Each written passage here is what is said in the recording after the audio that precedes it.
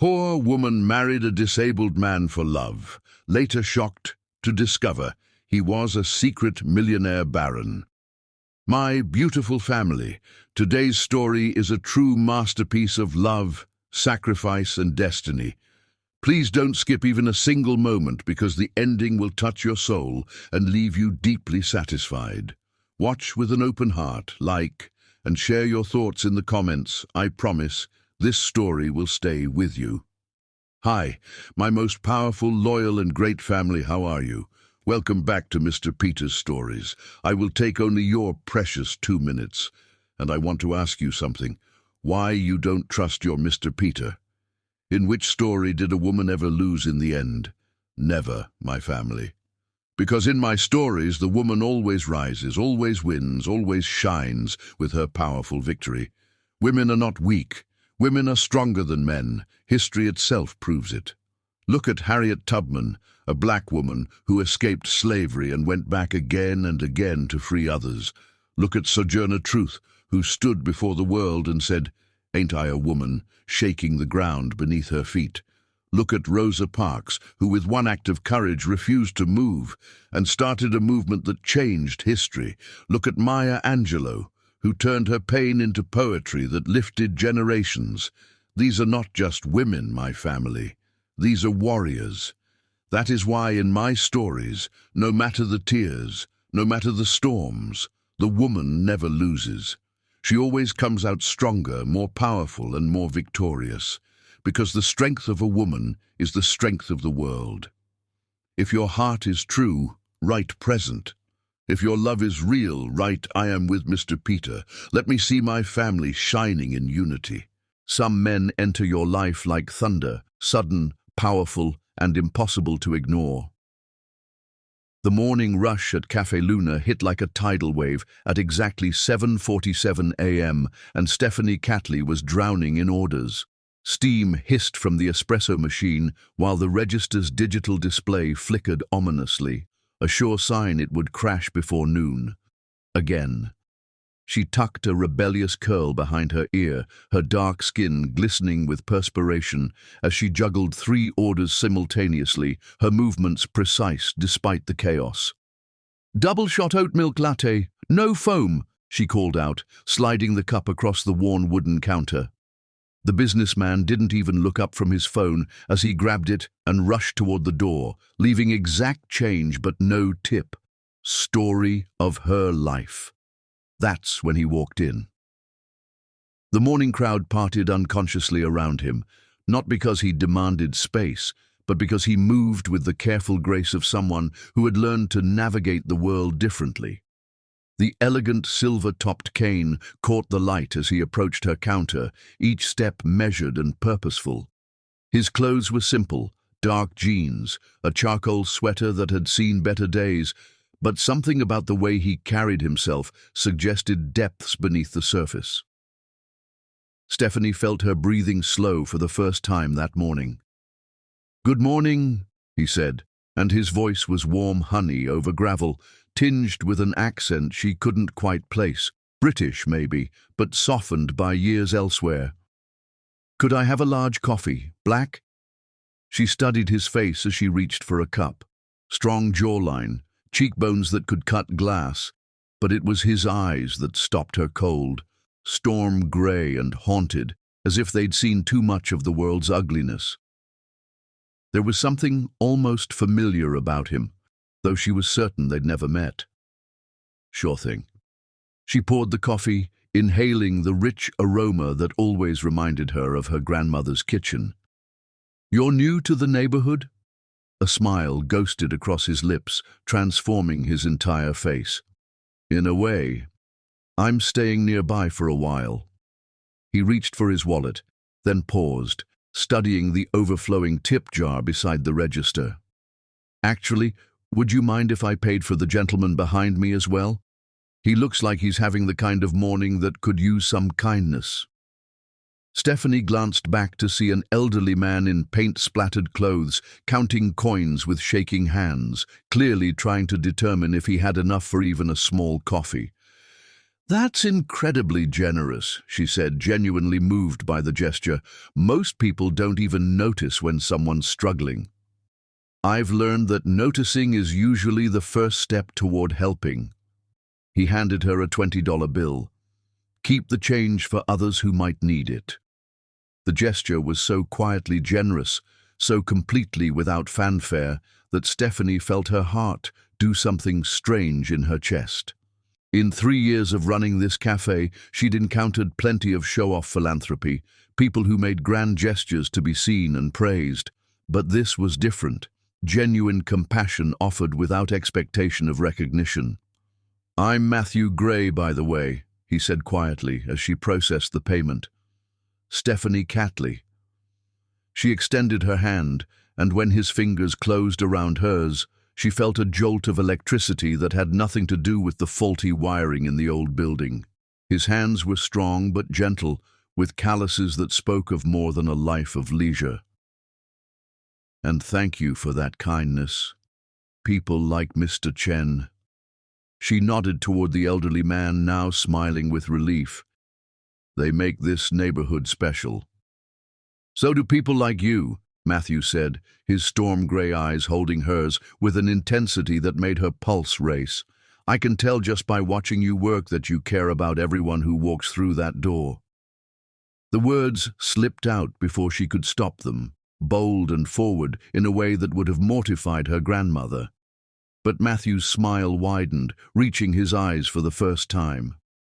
"You definitely will," he promised. He lingered a moment longer, seeming reluctant to leave, before the pressure of the waiting line finally forced him toward the door. Stephanie watched him go, noting the slight hitch in his step, the way he favored his right leg. But there was no self-pity in his bearing, just quiet dignity. Earth to Stephanie. Her part-time employee, Rosa, materialized beside her with raised eyebrows. "Girl, you're glowing. Don't be ridiculous." But Stephanie could feel the heat in her cheeks as she turned back to the next customer. The rest of the morning passed in a blur of orders and small talk, but her mind kept drifting to storm-gray eyes and the way Matthew had looked at her, like she was precious. When had anyone last looked at her that way? At exactly 11:30, the register finally gave up its electronic ghost, freezing mid-transaction with a customer's credit card trapped in the reader. Stephanie groaned, recognizing the signs of an expensive repair job she couldn't afford. "I'm so sorry," she told the frustrated businessman whose card was now held hostage. "The machine does this sometimes. Let me try to forget it." He stalked out, leaving his half-finished order behind. Stephanie slumped against the counter, calculating how much this breakdown would cost her, money she didn't have, couldn't spare. The cafe barely broke even on good months, and this definitely wasn't shaping up to be a good month. That's when she noticed another $20 bill tucked discreetly under the sugar dispenser, along with a note written in elegant script. "Saw your register trouble. Hope this helps with repairs. Thank you for the warmth you bring to this neighborhood. M.G." Her heart started racing as she unfolded the note. Through the window, she caught a glimpse of him at the crosswalk, his distinctive silhouette unmistakable even in the crowd. As if sensing her gaze, he turned back toward the cafe. Their eyes met through the glass, and he touched his temple in a small salute before disappearing around the corner. Stephanie clutched the $20 bill, her heart hammering against her ribs. $40 total for a $3 cup of coffee and a stranger's kindness. But it wasn't about the money, it was about the gesture, the quiet generosity, the fact that he'd noticed her struggling and helped without making her feel like a charity case. Who was that? Rosa appeared at her elbow, following her gaze toward the now empty crosswalk. "I'm not sure," Stephanie admitted, and it was true.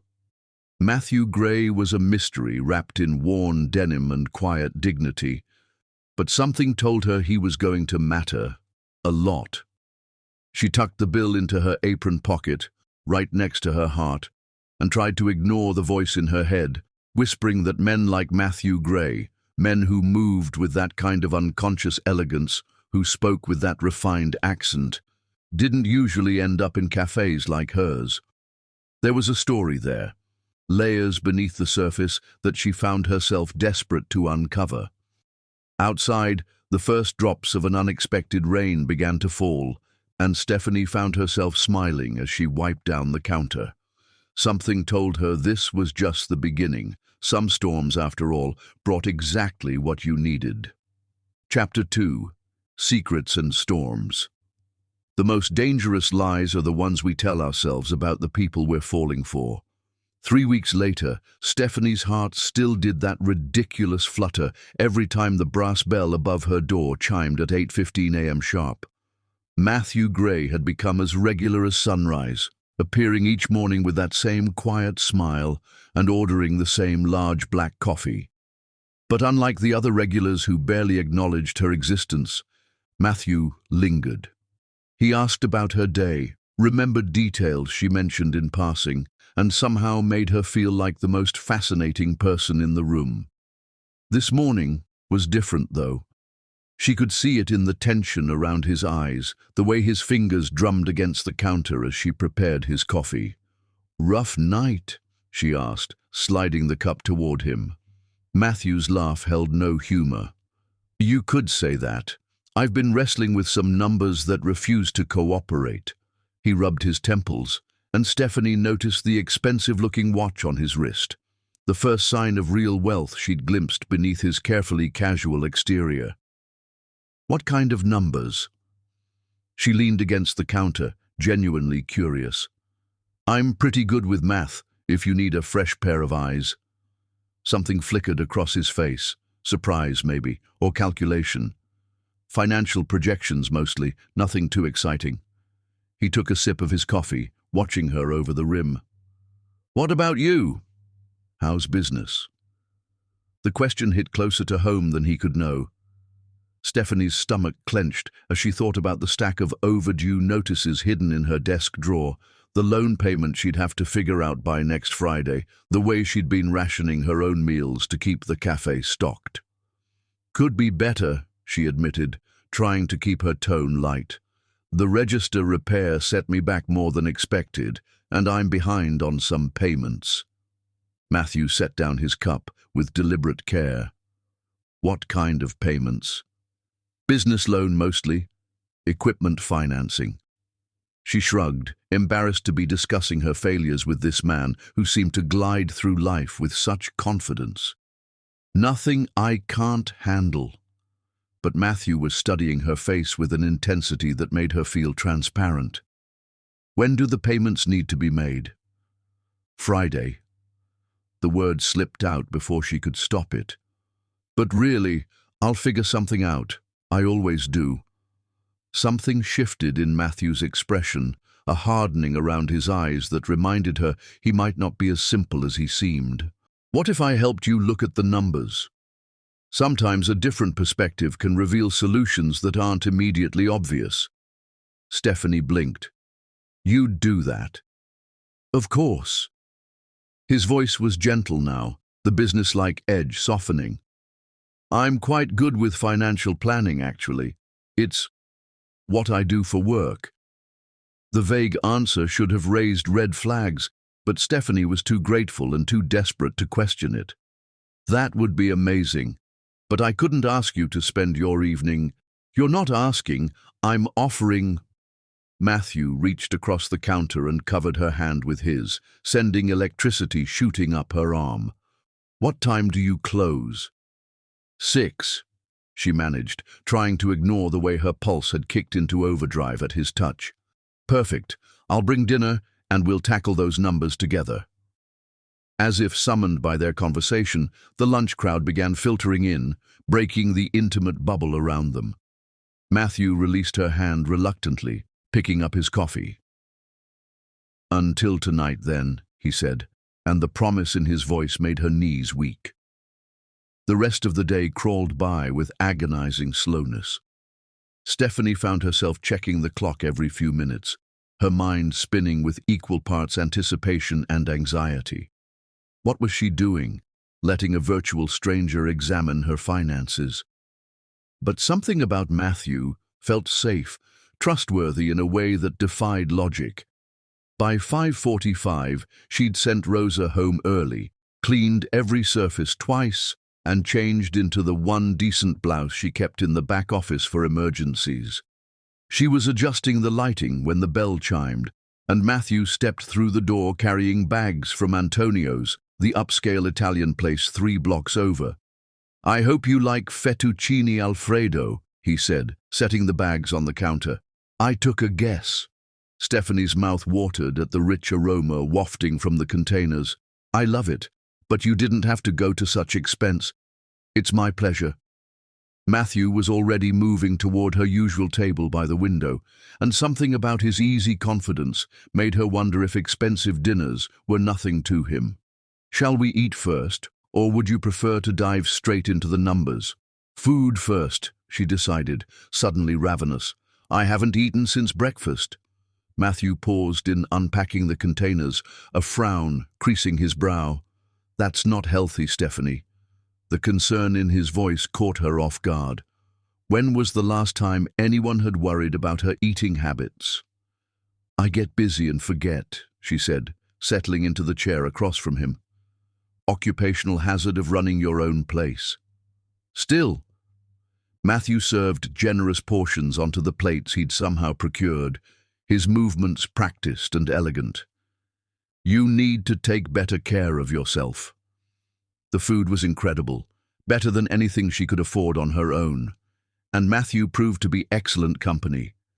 He asked thoughtful questions about her background, her dreams for the cafe, her family. She found herself telling him about her grandmother who'd taught her to bake, her parents' struggles as immigrants, her determination to build something lasting in this community. "What about you?" she asked as they finished eating. "Tell me about your family." Something shuddered in Matthew's expression. "Not much to tell. I'm somewhat estranged from them at the moment." The pain in his voice made her reach for his hand instinctively. "I'm sorry. That must be difficult." "It is." His fingers intertwined with hers, and she felt the calluses she'd noticed before, rough patches that spoke of physical work. "They have very specific expectations about how I should live my life, who I should spend time with. We've disagreed recently about those expectations." There was more to the story, much more, but Stephanie didn't push. She recognized the careful way he'd worded his answer, the way he'd deflected without quite lying. "Well," she said softly, "their loss is my gain." Matthew's smile was brilliant, transforming his entire face. "I was thinking the same thing about their opinion of you." Heat flooded her cheeks. "You told them about me?" "Not specifically." Matthew's thumb traced circles on the back of her hand, sending shivers down her spine. "But they know I've been happier lately, more myself than I've been in years." The confession hung between them, charged with possibility. Stephanie felt herself leaning forward, drawn by the intensity in his storm-grey eyes, the way his gaze dropped to her lips. "Stephanie," he whispered, and her name on his lips sounded like a prayer. Then his phone buzzing against the table shattered the moment. Matthew glanced at the screen, and his face went carefully blank. "I'm sorry, I need to take this." He stood, walking toward the window as he answered. "Edmund." "What's happened now?" Stephanie couldn't hear the conversation, but she could see the tension in Matthew's shoulders, the way his free hand clenched into a fist. When he returned to the table, the spell was broken. "Everything all right?" she asked. "Fine." But his smile was forced now, and she could sense him pulling away. "Shall we look at those numbers?" The next 2 hours passed in a blur of spreadsheets and calculations. Matthew was brilliant with finances, spotting inefficiencies she'd missed and suggesting cost-cutting measures that could actually work. More importantly, he helped her see that the cafe's situation, while challenging, wasn't hopeless. "If you implement these changes," he said, pointing to his neat handwriting in the margins of her ledger, "and maybe consider adding some evening programming, poetry nights, acoustic music, you could increase revenue by 20% within 3 months." Stephanie stared at the numbers, hardly daring to hope. "You really think this could work?" "I know it could work." Matthew's voice was certain, authoritative in a way that made her wonder again about his mysterious background. "You have something special here, Stephanie. You just need to let people see it." When she looked up, he was watching her with an expression she couldn't quite read. There was desire there, yes, but also something deeper, something that looked almost like reverence. "Matthew," she started, but he was already standing, gathering his papers. "It's getting late," he said, though his eyes never left her face. "You should get some rest." He helped her clean up, their movements synchronized like they'd done this dance 100 times before. At the door, he paused, his hand on the brass handle. "Stephanie," he said softly, "thank you. For tonight, for everything." Before she could respond, he leaned down and pressed his lips to hers, gentle and sweet and far too brief. When he pulled away, his eyes were dark with longing. "Good night," he whispered, and then he was gone, leaving her standing in the doorway with her heart racing and her lips tingling from his kiss. Outside, the first drops of rain began to fall, and Stephanie touched her fingers to her mouth, wondering what secrets Matthew Gray was hiding and whether she was brave enough to uncover them. Chapter 3. The Ryan Ultimatum. Power without conscience is the most dangerous weapon in any family's arsenal. The marble floors of Ryanmore Estate echoed with the sharp click of Lady Cordelia Ryan's Louboutin heels as she paced the length of the morning room, her perfectly manicured fingers gripping a manila folder like it contained nuclear secrets. Her stepson's daily disappearances had finally been explained, and the revelation was far worse than she'd imagined. "Tell me again," she commanded Marcus Chen, the head of Matthew's security detail, who stood at military attention despite his obvious discomfort. "Every detail." "Lord Matthew has been visiting Café Luna in the Arts District daily for 3 weeks, Marcus recited, his voice carefully neutral. "He arrives at 8:15 a.m. and stays for approximately 15 minutes. Yesterday evening he remained until after 8 p.m., sharing dinner with the owner, Miss Stephanie Catley." Cordelia's laugh was ice-cold. "Stephanie Catley. And what do we know about this person?" 25 years old, African-American, owns the cafe outright but is struggling financially, no criminal record, bachelor's degree in business from City College, parents immigrated from Jamaica in the early 2000s. Marcus's recitation was clinical, professional, and damning in its very completeness. A black cafe owner. The words dripped from Cordelia's lips like poison. How absolutely perfect. The morning room's French doors burst open, and Octavius Ryan strode in, his face flushed with righteous indignation. At 26, Matthew's half-brother had inherited his father's sharp features, but none of his intelligence, making up for the deficit with pure venom. "Mother, please tell me this report is some kind of joke," Octavius snarled, snatching the folder from Cordelia's hands. "Matthew can't possibly be slumming with some ghetto coffee girl." "Lower your voice," Cordelia hissed, though her own disgust was equally palpable. "The staff doesn't need to hear about this embarrassment." Octavius flipped through the surveillance photos, his lip curling with each image. Matthew entering the cafe, Matthew sitting across from Stephanie, their heads bent close over papers. Matthew kissing Stephanie goodbye at the cafe's entrance. "This is what he's been doing while we've been trying to save the family reputation." Octavius threw the folder onto the antique writing desk. "Playing house with some welfare queen?" "Enough." Cordelia's voice cut through the air like a blade. "What matters now is ending this dalliance before it becomes public knowledge. Can you imagine what the society papers would do with this information? Baron Matthew Ryan, heir to the Ryan Moore fortune, cavorting with a common cafe owner. The scandal would destroy everything we've worked to rebuild after that unfortunate incident with his former fiancée. Marcus cleared his throat diplomatically. Ma'am, if I may, Lord Matthew seems quite invested in this relationship. He's never stayed anywhere this long since returning from his European sojourn. Invested. Cordelia repeated the word like it left a bad taste in her mouth. My stepson is having some sort of psychological breakdown, obviously triggered by the stress of Vivian's betrayal last year. This is clearly a rebellion against his proper social position. Or maybe he's finally showing his true colors, Octavius added nastily. Father always said there was something wrong with Matthew, all that reading, all that talk about social responsibility. Maybe he belongs with these people. The cruelty in Octavius's voice made even Marcus flinch, but Cordelia merely smiled, an expression that held all the warmth of a cobra. Regardless of Matthew's motivations, this situation ends today. Marcus, I want you to arrange a meeting. Discreetly, of course. We'll handle this like civilized people. What if he refuses? Marcus asked. He won't, Cordelia said with absolute certainty.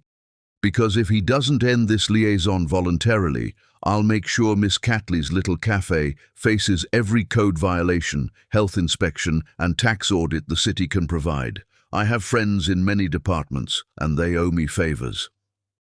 The threat hung in the air like smoke from a funeral pyre.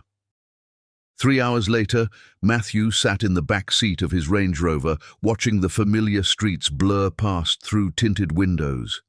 He'd been summoned home with the kind of formal request that wasn't really a request at all, and his stomach churned with the certainty that his carefully constructed peace was about to be shattered. Edmund Hartwell, his driver, and the closest thing Matthew had to a father figure, caught his eye in the rear-view mirror. Everything all right, my lord? Not really, Matthew admitted. Edmund was one of the few people who knew about his visits to Café Luna, though he'd been discreet enough not to comment on his employer's improved mood over the past weeks. I think my family has discovered my secret. Ah. Edmund's weathered face creased with concern. Miss Stephanie. Miss Stephanie. Matthew closed his eyes, remembering the way she'd felt in his arms last night, the trust in her dark eyes as she'd shown him her financial troubles. If they've hurt her in any way, they wouldn't dare, Edmund said firmly, but they'll try to hurt you through her. You know that, don't you? Matthew did know. He'd been naive to think he could keep his two worlds separate forever. Naive to believe that his family's reach wouldn't eventually extend to everything he touched. The only question now was how much damage they'd be willing to inflict to get their way. Ryan Moore Estate rose before them like a monument to old money and older prejudices, its limestone facade gleaming in the afternoon sun. Matthew's grandfather had built this place as a symbol of the family's arrival in American high society, but to Matthew, it had always felt more like a beautiful prison. Cordelia and Octavius were waiting in the formal drawing room, arranged like generals preparing for war. Marcus stood at attention by the windows, his expression carefully neutral despite the obvious distress in his eyes. Matthew, darling, Cordelia purred, rising to kiss his cheek with the kind of calculated affection that had always made his skin crawl. So good of you to join us. We have some rather pressing matters to discuss. I'm sure you do. Matthew settled into his grandfather's leather chair, the same seat where he'd learned about duty and responsibility and the weight of family expectations. Should I assume this concerns my recent activities? Your recent embarrassments, you mean? Octavius couldn't contain himself, practically vibrating with malicious energy. Really, Matthew? A black cafe owner? Have you lost your mind completely? The racial slur hit Matthew like a physical blow, though he'd been expecting it. This was who his family truly was beneath their polish and pretense, people who measured worth by bloodlines and bank accounts. "Her name is Stephanie," Matthew said quietly, his voice carrying the kind of deadly calm that had made boardroom opponents quake. "And she's worth a dozen of anyone in this room." "How romantic," Cordelia said with false sweetness, "and how utterly inappropriate. Matthew, surely you understand that this little infatuation cannot continue. The family reputation The family reputation! Matthew's control finally snapped, years of suppressed rage boiling over. "You mean the same reputation that was dragged through the mud when Vivian sold those photos to the tabloids? The same reputation you've been so concerned about while you've systematically destroyed everything decent about this family." "That's enough," Cordelia's mask slipped, revealing the viper beneath. "You are the heir to this family's legacy, and you will not throw it away for some common girl who sees nothing but dollar signs when she looks at you." "Stephanie doesn't even know who I really am," Matthew shot back, then immediately regretted the admission. Cordelia's smile was triumphant. "Doesn't she? How deliciously naive you are, darling. Do you really think a struggling business owner would be interested in a disabled man with no apparent prospects? She's playing a very clever game." The words hit their target with surgical precision. Matthew had wondered in his darkest moments whether Stephanie's interest was genuine, whether anyone could truly love him for himself, not his title or his money. "I see the doubt in your eyes," Cordelia continued ruthlessly. "Deep down you know I'm right. This girl is using you, and when she discovers the truth about your wealth, she'll either demand payment for her silence or try to trap you into marriage. Either way, you lose." "You're wrong," Matthew said, but his voice lacked conviction. "Am I? Then tell her the truth. Tonight. Tell her exactly who you are, and watch how quickly her affections change." Octavius leaned forward, sensing weakness. "Or you could end this farce now and save yourself the humiliation. We've already arranged several social opportunities with appropriate young women. Lady Catherine Pemberton is recently returned from Switzerland." "No!" The word came out like a gunshot. "I won't be your performing seal anymore." "Then you'll lose everything," Cordelia said softly. "Your trust fund, your inheritance, your place in this family, all for a girl who wouldn't look twice at you if she knew you were just another broken aristocrat." The threat was real. Matthew had seen his family destroy others who'd crossed them. But as he sat in that opulent room, surrounded by people who shared his blood but none of his values, he realized he didn't care. "Maybe that's exactly what I want to find out," he said, rising from his chair with as much dignity as his injured leg would allow. As he walked toward the door, Cordelia's voice followed him like a curse. "You'll regret this, Matthew. And when that girl breaks your heart, don't come crawling back here expecting sympathy." Matthew paused at the threshold, his hand on the brass doorknob that his grandfather had installed. "The only thing I regret is spending so many years caring what any of you thought." The door closed behind him with finality, and Matthew knew there would be no going back. Now he had to find Stephanie and pray that what they'd built together was strong enough to survive the truth. Because tonight, one way or another, all his secrets would finally come to light. Chapter 4. Hearts Entwined. Love is the only truth that makes liars of us all, and the only lie that makes us completely honest. Stephanie had never believed in perfect moments until she found herself wrapped in Matthew's arms on her tiny apartment balcony, watching the sunset paint the city in shades of gold and crimson. 3 days had passed since their kiss at the cafe, and each moment they'd spent together had felt like stepping deeper into a dream she was terrified to wake up from. "Tell me something nobody else knows about you," Matthew murmured against her temple, his breath warm on her skin. They were curled together on the old wicker love seat she'd inherited from her grandmother, a blanket draped over their legs against the evening chill. Stephanie tilted her head to look at him, marveling at how relaxed he seemed in her modest space. Her entire apartment could fit in the master bedroom of the houses his accent suggested he'd grown up in, but he never seemed uncomfortable here. If anything, he appeared more at ease than he did anywhere else, though she'd noticed the way his hand occasionally trembled when he reached for his coffee cup, and how he sometimes excused himself to the bathroom with a small pill bottle. "Nobody else," she teased, tracing patterns on his chest through his shirt. "That's a dangerous question, Matthew Gray." "Maybe I like danger," he said, his storm grey eyes darkening with something that made her pulse race. "Especially if it involves getting closer to you." The sincerity in his voice caught her off guard. This man, this beautiful, mysterious, impossibly gentle man, looked at her like she was the eighth wonder of the world. It was intoxicating and terrifying in equal measure. "All right," she said, settling more comfortably against his shoulder. "I used to sneak into the hotel where my mother cleaned rooms just to watch the guests in the lobby. I'd pretend I belonged there, that I was staying in one of the fancy suites instead of living in our studio apartment above the bodega." Matthew's arms tightened around her, and she felt a slight tremor in his grip, so faint she almost missed it. "How old were you?" "8, maybe 9. Old enough to know we were different from those people, but young enough to believe I could pretend my way into their world." She laughed softly, but there was old pain in the sound. "I'd sit in the big leather chairs and order hot chocolate from room service, charging it to random room numbers. My mother was mortified when she found out." "What did she do?" "Made me work extra shifts at the bodega to pay back every penny."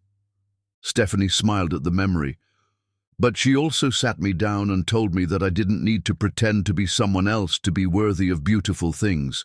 That someday I'd earn them myself." Matthew was quiet for a long moment, his fingers threading through her hair. She noticed him discreetly checking his watch, a gesture she'd seen him make several times throughout the evening, as if counting hours until something. "Your mother sounds like a wise woman," he said finally. "She is. She'd like you, I think." The words slipped out before Stephanie could stop them, and she felt heat flood her cheeks. "I mean, when, you know." "I'd like to meet her," Matthew said seriously. "Your whole family, actually. You talk about them like they're incredible people." "They are." Stephanie's voice grew warm with affection. "My parents sacrificed everything to give me opportunities they never had. Dad worked 2 jobs while going to night school to get his engineering degree. Mom cleaned offices until she saved enough to open her catering business. They taught me that honest work has its own dignity, no matter what anyone else thinks." Something flickered across Matthew's face. Guilt, maybe, or recognition. His hand found the small pill bottle in his jacket pocket, fingers closing around it like a lifeline. "They sound extraordinary. No wonder they raised such an amazing daughter." "Your turn," Stephanie said, deflecting from the compliment that made her heart flutter. "Tell me something nobody else knows about Matthew Gray." The question hung between them like a challenge.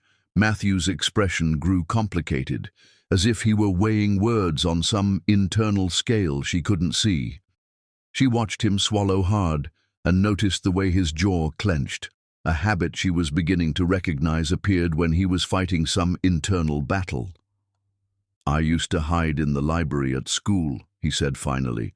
"Not because I was particularly studious, but because it was the only place where people weren't staring at me.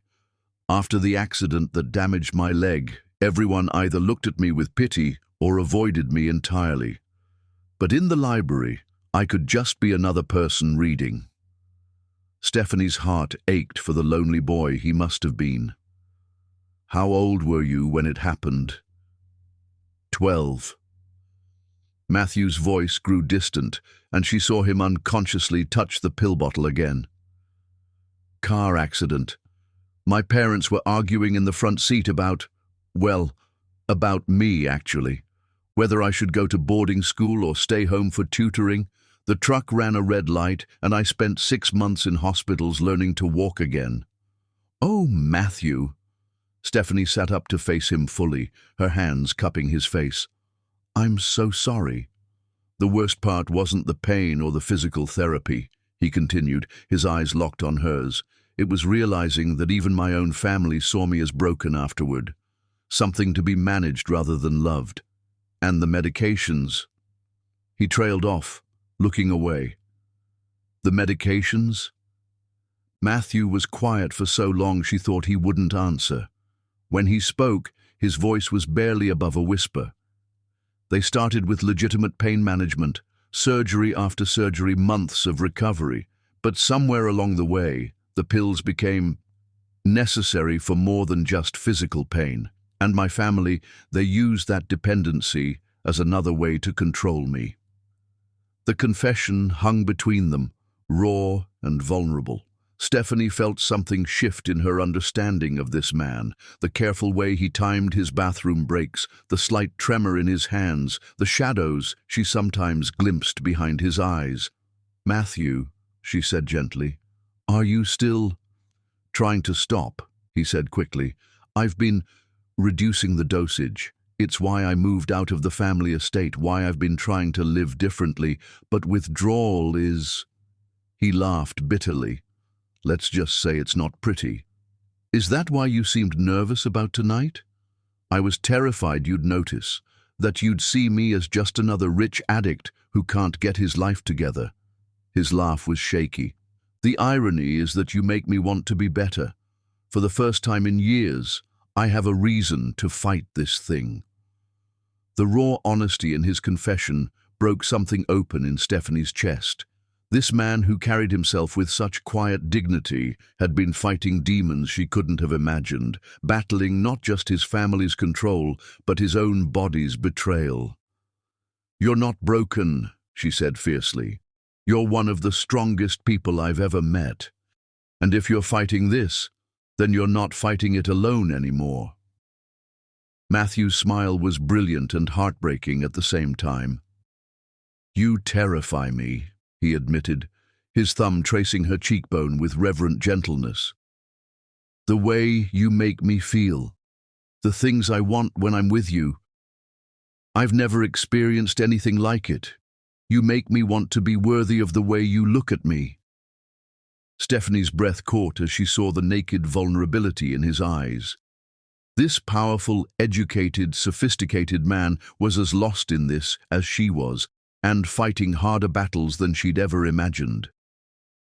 Matthew, she whispered, and then his lips were on hers, desperate and seeking and full of everything they hadn't said aloud. The kiss deepened, and Stephanie felt herself falling into sensation. Matthew's hands in her hair, the solid warmth of his body beneath hers, the way he murmured her name like a prayer against her skin. When he pulled back, they were both breathing hard. Stephanie, I need to tell you something else, he started, but she silenced him with another kiss. Later, she said against his lips. Whatever it is, we'll deal with it later. All of it. Matthew seemed to wrestle with himself for a moment, then surrendered to the inevitable. Later, he agreed, and lifted her into his arms with surprising strength. Her bedroom was small and simple, white linens, second-hand furniture, fairy lights strung around the window that cast everything in a warm glow. But when Matthew laid her gently on the bed, looking at her like she was the most precious thing he'd ever held, it felt like the most romantic place on earth. Are you sure? He asked, his voice rough with desire, but his eyes soft with concern. In answer, she pulled him down to her, and they lost themselves in whispered confessions and gentle touches. Matthew made love to her with a reverence that brought tears to her eyes, worshipping every inch of her skin like he was memorizing her. And when they finally came together, it was with an intensity that shook them both to their foundations, a desperate joining that felt like salvation for wounds neither had fully acknowledged. Afterward, they lay tangled in the sheets, Stephanie's head on Matthew's chest, as his fingers traced lazy patterns on her shoulder. The fairy lights cast dancing shadows on the walls, and she could hear the distant sounds of the city settling into evening. "Stephanie," Matthew said quietly, and something in his tone made her look up at him. "There are things about my life, my family, that are even more complicated than the addiction, things that could put you in danger if they knew how much you mean to me." A chill ran down her spine, despite the warmth of his embrace. What kind of danger? Matthew was quiet for so long she began to think he wouldn't answer. Then, "My family doesn't just control me through medication access. They have resources, influence, connections that reach into every corner of this city, and they see anyone I care about as a threat to that control. Are you saying I'm not safe?" "I'm saying that loving you might be the most selfish thing I've ever done," Matthew admitted, his voice breaking slightly, "because I can't bear the thought of losing you, even though staying with me puts you at risk." Stephanie searched his eyes, seeing truth there, but also a love so deep it took her breath away. "Then we'll be careful. We'll be smart about this." "But not this one," Stephanie said firmly, surprising herself with her certainty. "I fell for you when I thought you were just some guy with kind eyes who helped struggling customers. Your family situation doesn't change that. Your addiction doesn't change that. Whatever dangers come, we'll face them together." Matthew's smile was brilliant and heartbreaking at the same time.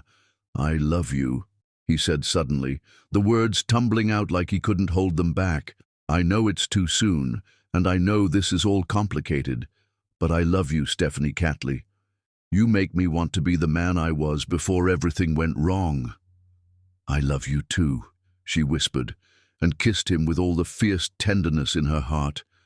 "And you're already that man. You've been him all along." They made love again as the city lights flickered on around them, slower this time, savoring each touch and whispered endearment. And if Stephanie noticed that Matthew's hands shook slightly less when he was holding her, she chose to see it as proof that love could indeed be medicine for wounds that ran deeper than any blade could cut. Whatever secrets he was keeping, whatever complications lay ahead, she was confident that what they had was strong enough to survive it. After all, love was supposed to conquer everything, wasn't it? Outside, the first stars appeared in the darkening sky, and Stephanie fell asleep in Matthew's arms, dreaming of a future where nothing else mattered but the way he looked at her like she was his salvation. She had no way of knowing that 3 blocks away, a photographer with a telephoto lens was already uploading pictures, or that by morning, those images would change everything, forcing Matthew to choose between his recovery and her safety in ways that would test whether love really could conquer the demons that lived in plain sight. Chapter 5. Dangerous Deceptions. The cruelest wars are fought not with weapons, but with whispers that poison everything they touch.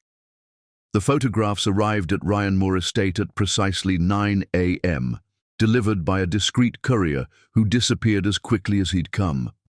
Cordelia Ryan spread them across the polished mahogany dining table like a general planning a siege, her perfectly manicured fingers drumming against the wood as she studied each image with calculating precision.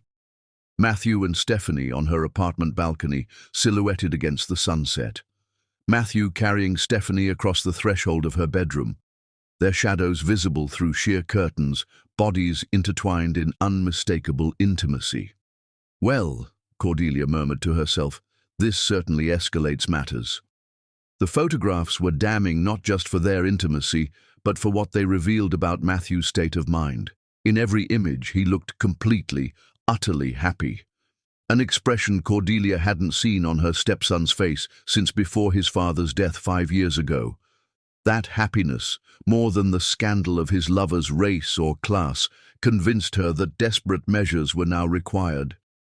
"Octavius," she called, her voice carrying the authority of generations of Ryan matriarchs. "We need to discuss strategy." Her biological son appeared within moments, his face lighting up with malicious glee as he surveyed the photographs. "Oh, this is perfect. Matthew's finally given us enough rope to hang him with." Don't be crass, Cordelia chided, though her smile was equally vicious. This situation requires finesse, not brutality. We need to remove Miss Catley from the equation without making Matthew into a martyr. What did you have in mind? Cordelia's smile widened, revealing teeth as sharp as a shark's. Something that will make the girl run from Matthew herself, while teaching my stepson a valuable lesson about the consequences of defying family expectations. 3 blocks away from the Ryan estate, Stephanie stood in the community center's meeting room, surrounded by 24 small business owners who looked as frustrated and desperate as she felt. The monthly Small Business Alliance meeting had been called to address a rash of sudden code violations and inspection failures that were plaguing establishments throughout the arts district. "It's like they're targeting us specifically," complained Tom Reeves, who owned the vintage bookstore next to her cafe. "I've been in business for 15 years, and suddenly I'm failing health inspections for dust on books that haven't been opened in months." Murmurs of agreement rippled through the room. Sarah Kim from the pottery studio had been cited for noise violations that had never been an issue before. The organic grocery on the corner was facing licensing challenges that threatened to shut them down permanently. "Has anyone else noticed the timing?" asked Mrs. Patterson, the elderly woman who ran the flower shop.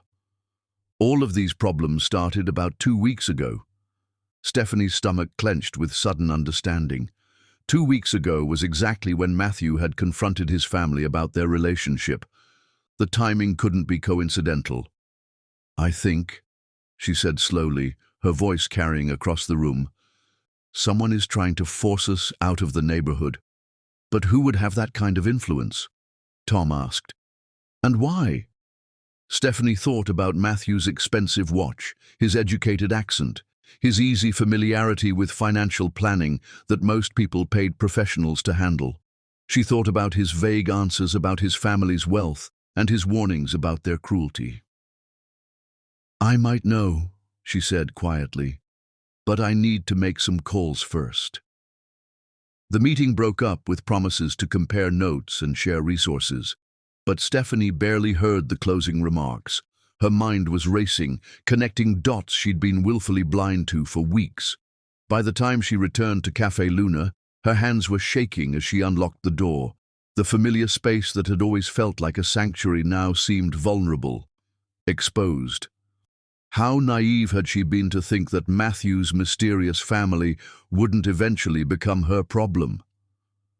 The brass bell chimed, and she looked up to see an elegantly dressed woman in her 50s entering the cafe. The stranger was beautiful in the way that only serious money could achieve, her silver hair perfectly styled, her clothing clearly custom-made, her posture radiating the kind of confidence that came from never having to worry about paying bills. "Miss Catley?" The woman's voice was cultured, pleasant, and somehow deeply threatening. "I'm Helen Morrison, from the Morrison Foundation. We support local businesses in transitional neighborhoods." "Oh." Stephanie forced a smile, though every instinct screamed danger. "That's wonderful. Can I get you something to drink?" "Coffee would be lovely. Black." Stephanie busied herself with the espresso machine, acutely aware that the woman was studying every inch of the cafe with calculating eyes. When she turned back with the cup, Helen Morrison was examining the framed photographs on the wall, images of community events, local artists, the neighborhood kids who came in for hot chocolate after school. "You've built something quite special here," Helen said, accepting the coffee with a smile that didn't reach her eyes. "It would be a shame if it were to disappear." "Disappear?" Stephanie's voice came out sharper than she'd intended. "Well, you know how these transitional neighborhoods can be. Property values rise, taxes increase, small businesses get squeezed out by developers."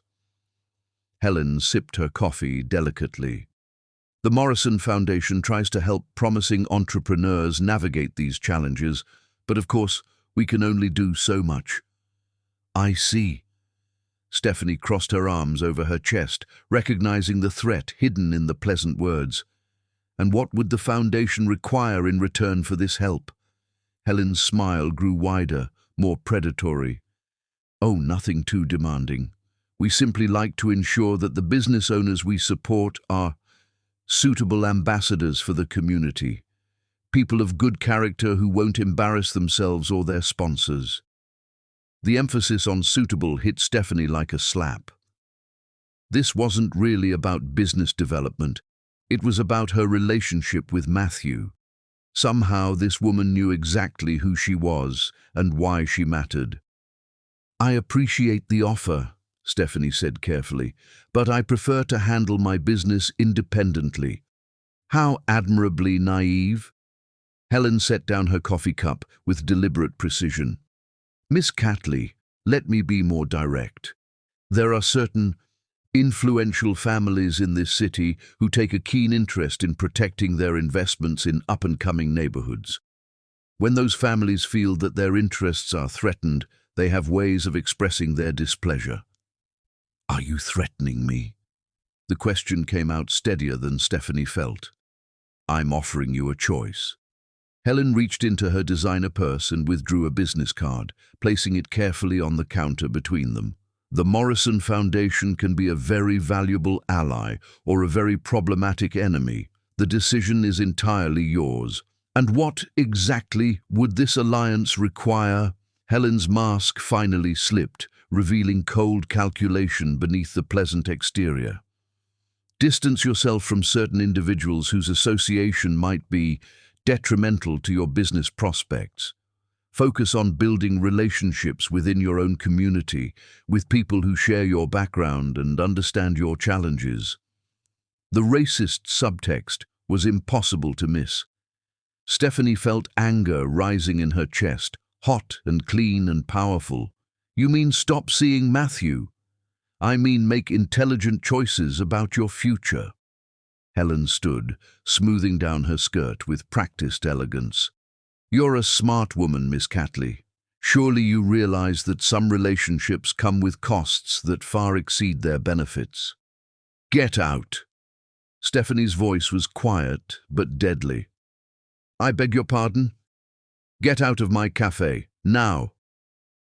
For a moment, the two women stared at each other across the small space, the battle lines clearly drawn. Then Helen smiled, an expression devoid of any warmth. We'll see about that, she said softly, and walked out without another word. Stephanie stood frozen behind the counter for several minutes after the woman left, her mind reeling from the encounter. The business card still lay where Helen had placed it, and she picked it up with trembling fingers. The Morrison Foundation. A quick internet search on her phone revealed an impressive website full of community development initiatives and glowing testimonials. But when she scrolled through the board of directors, her blood turned to ice. There, listed among the prominent philanthropists and business leaders, was Cordelia Ryan, Matthew's stepmother. The cafe's bell chimed again, and Matthew walked in with his usual warm smile, carrying takeout bags from their favorite Thai restaurant. Surprise! I thought we could have lunch together. He stopped mid-sentence, seeing her expression. Stephanie. What's wrong? She held up the business card wordlessly, watching his face drain of color as he read it. Oh, God. Matthew sank into the nearest chair, his cane clattering to the floor. Stephanie, I can explain. Can you? Her voice was unnaturally calm, because I'm starting to think I don't know you at all, Matthew. Or should I say, Lord Matthew? The title hung between them like a blade, and Matthew's stricken expression told her everything she needed to know. You know, he said quietly, I know that you've been lying to me from the moment we met. I know that your family is wealthy enough to manipulate city inspectors and threaten local businesses. I know that some woman who works for your stepmother just offered to destroy my life if I don't stop seeing you. Stephanie's voice was rising now, weeks of suppressed doubts and fears pouring out. What I don't know is who the hell you really are. Matthew tried to stand, reaching for her, but she stepped back. My name is Matthew Ryan, he said desperately. I'm the Baron of Ryan Moore. which is a mostly meaningless British title my grandfather purchased in the 1920s. My family owns shipping companies, real estate developments, and apparently charitable foundations that threaten innocent people. His voice broke. But everything I've told you about myself, about how I feel about you, all of that is true. Is it? Stephanie felt tears threatening, but refused to let them fall. Because the man I fell in love with was honest and kind and treated me like an equal. The man standing in front of me is a liar who's been playing dress-up in my world while his family plots to destroy it. That's not fair, Matthew said, but his protest sounded hollow even to his own ears. Fair? Stephanie laughed bitterly. You want to talk about fair? Fair is warning someone when your relationship might cost them everything they've worked for.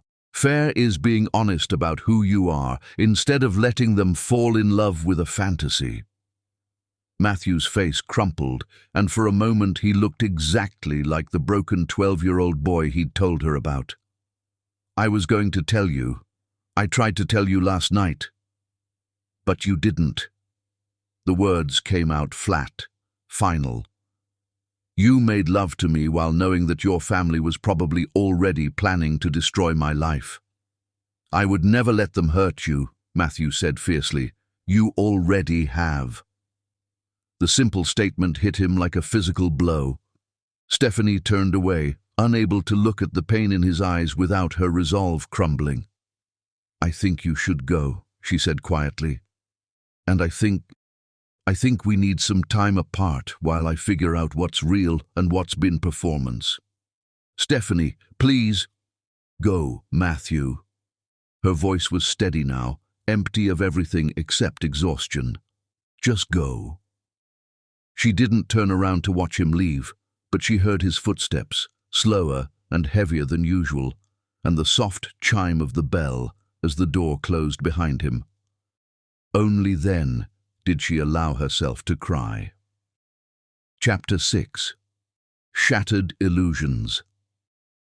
The cruelest discovery is not that someone has lied to you, but that you help them do it by wanting so desperately to believe. Stephanie spent the night after Matthew's revelation sitting on her apartment floor, surrounded by laptop printouts and coffee-stained tissues, researching everything she could find about the Ryan family empire. What she discovered made her feel like the biggest fool who'd ever lived. Baron Matthew Ryan, heir to a shipping and real estate fortune worth over $2 billion, graduate of Harvard Business School, former fiancé of socialite Vivian Pemberton, whose leaked intimate photos had caused a scandal that dominated society pages for months.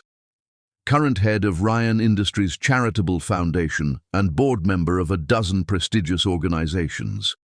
The man she'd fallen in love with, the man who'd claimed to understand her struggles while battling his own addiction, had more money in his checking account than she'd see in 10 lifetimes.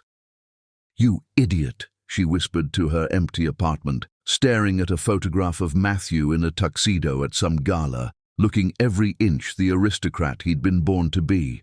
You absolute idiot.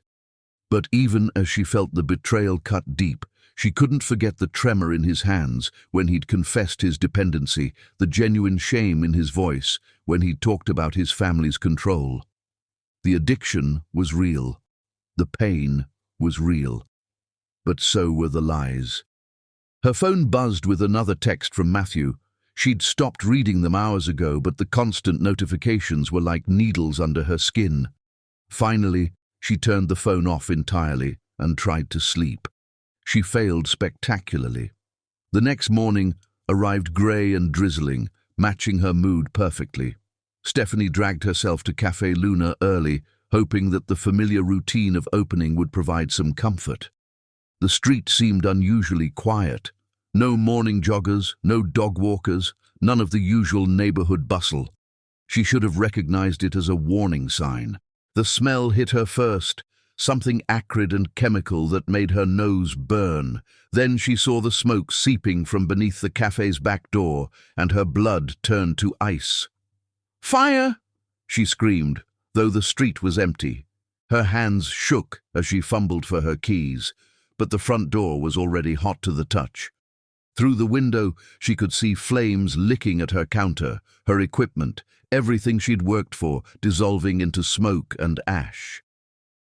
She pulled out her phone to call 911, but before she could dial, strong hands grabbed her from behind. "Miss Catley?" The voice was cultured, pleasant, and coldly familiar. Helen Morrison, the woman from the fake charity foundation, stepped into view, no longer bothering with her kindly benefactor act. Such a terrible accident, old buildings, faulty wiring, these things happen. "You did this." Stephanie's voice was steady despite the terror coursing through her veins. "You're destroying my cafe." "I'm solving a problem," Helen corrected, her smile sharp as a blade. "Lady Cordelia gave you multiple opportunities to distance yourself from her stepson voluntarily. You chose to ignore those opportunities." The hands holding Stephanie belonged to two men in expensive suits, not thugs, but corporate enforcers who looked like they'd stepped out of a boardroom. The kind of violence that came with liability waivers and legal disclaimers. "Where is he?" Stephanie demanded, trying to twist free. "Where's Matthew?" "Lord Matthew is currently dealing with a family emergency at the estate," Helen said pleasantly. "Something about a relapse in his recovery program. Such a shame when addicts fall off the wagon. They become so unreliable. Sometimes they even become dangerous to themselves and others." The implications hit Stephanie like a physical blow. They'd sabotaged his recovery, probably cut off his medication entirely or given him contaminated pills.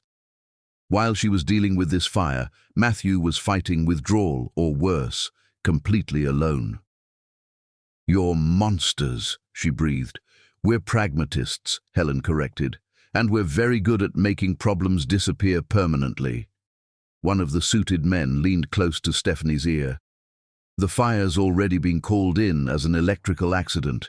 Happens all the time in old buildings with overloaded circuits. Very tragic when the owner tries to save her business and gets trapped inside." The plan was suddenly, horribly clear. They weren't just going to destroy her cafe. They were going to kill her and make it look like a tragic accident. No more inconvenient girlfriend, no more threat to family control. "People will know," Stephanie said desperately. "My neighbors, my employees, will mourn a brave young woman who died trying to save her business." Helen finished smoothly. Such an inspiring story, really. The poor cafe owner who tried to rescue her life's work. Very American dream. The flames were spreading now, and Stephanie could hear sirens in the distance, probably responding to the accidental fire report these people had already called in. In minutes, this would all be over. Her cafe destroyed, her life ended, and Matthew left, believing she'd died in an accident while he was too drugged or sick to help her.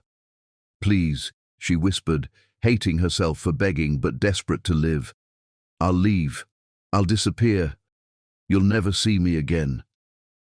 "Too late for that, I'm afraid," Helen said with false sympathy. "You've already seen too much, know too much, and Lady Cordelia is very thorough about loose ends." The suited men began dragging her toward the burning building, and Stephanie realized with crystal clarity that she was about to die. Not in some dramatic confrontation, but as a footnote in a rich family's campaign to control their heir. She'd be a cautionary tale, a reminder of what happened to people who reached above their station. That's when the black Range Rover came screaming around the corner, tires smoking as it took the turn too fast. Matthew burst from the vehicle before it had fully stopped, his usually perfect appearance disheveled, his face gaunt with what looked like withdrawal, but his eyes blazing with fury. Behind the wheel, Edmund sat rigid with determination, clearly having broken every traffic law getting here. "Let her go," Matthew's voice carried across the street with deadly, quiet authority. "Now." Helen's mask of pleasantness finally slipped completely. "Lord Matthew, you should be resting. You've had such a difficult morning." "I know exactly what kind of morning you arranged for me," Matthew snarled, his hands shaking. But not from withdrawal now, from rage. cut-off medication, contaminated water supply, locked doors, very creative, but you underestimated Edmund's lock-picking skills. The older man had indeed gotten Matthew out, and from the looks of it, they'd both figured out what was happening here just in time. "This is unfortunate," Helen said calmly, gesturing to her enforcers, "but manageable. Tragic when drug addicts have violent episodes. Sometimes they hurt innocent people before the overdose takes them." The implications were clear.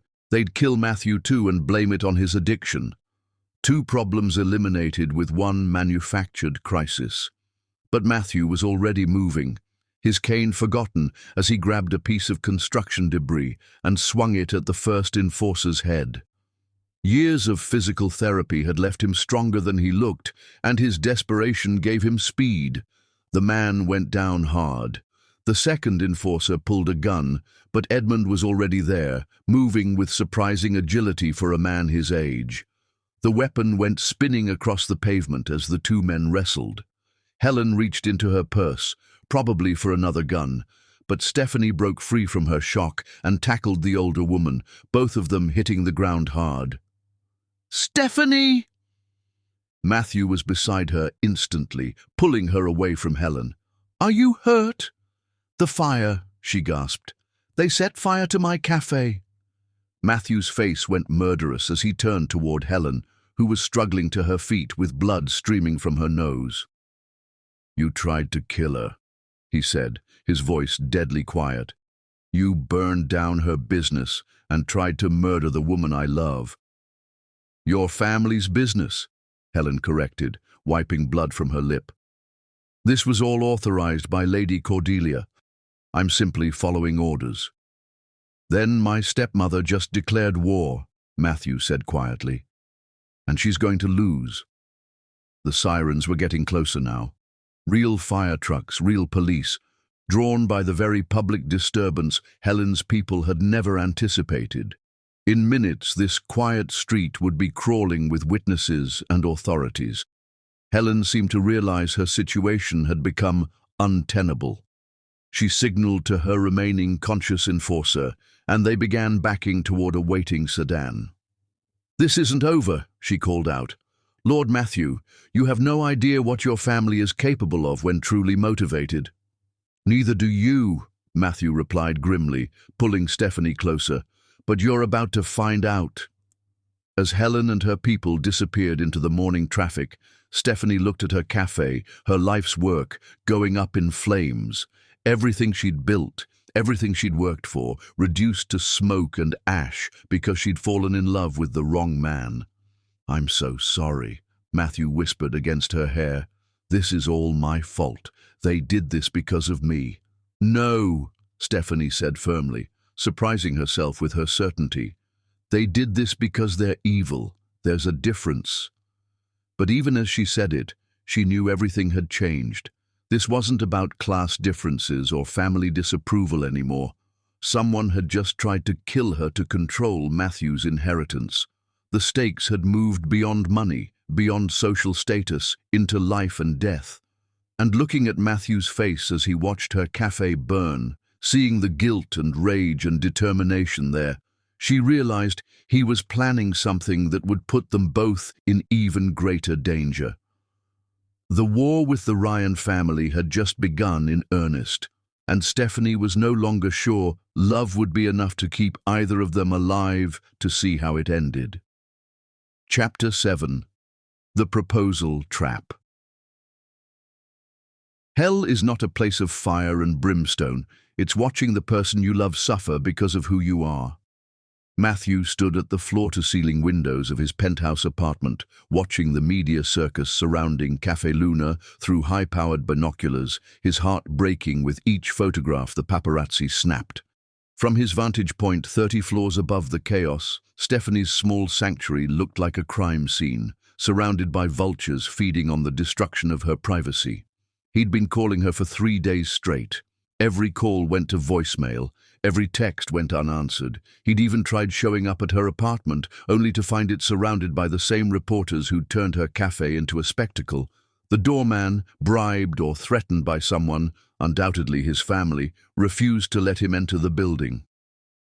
"Sir?"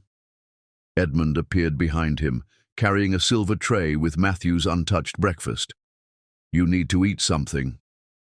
"I need to fix this," Matthew said without turning around.